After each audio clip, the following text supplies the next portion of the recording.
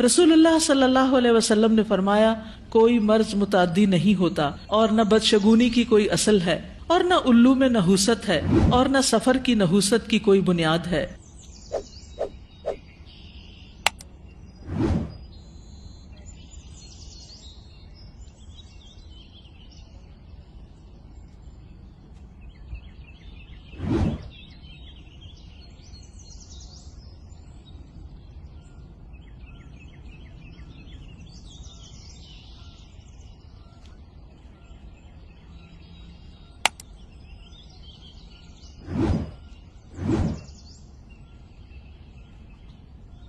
میری امت کے 70,000 لوگ بغیر حساب کے جنت میں داخل ہوں گے۔ یہ وہ لوگ ہوں گے جو جھاڑ پھونک نہیں کراتے، بدشگونی نہیں لیتے، اور اپنے رب پر بھروسہ کرتے ہیں۔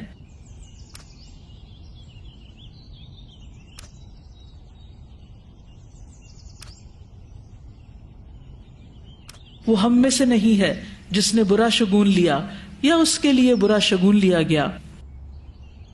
جو کسی کی نحوست سے ڈر کر اپنے مقصد سے لوٹ آیا، اس نے شرک کیا۔ صحابہ نے پوچھا اللہ کے رسول اس کا کفارہ کیا ہوگا؟ فرمایا وہ یہ کہے اللہم لا خیر الا خیرک ولا طیر الا طیرک ولا الہ غیرک، اے اللہ تیری دی ہوئی بھلائی کے سوا کوئی بھلائی نہیں، اور تیرے شگون کے سوا کوئی شگون نہیں، اور تیرے علاوہ کوئی معبود نہیں۔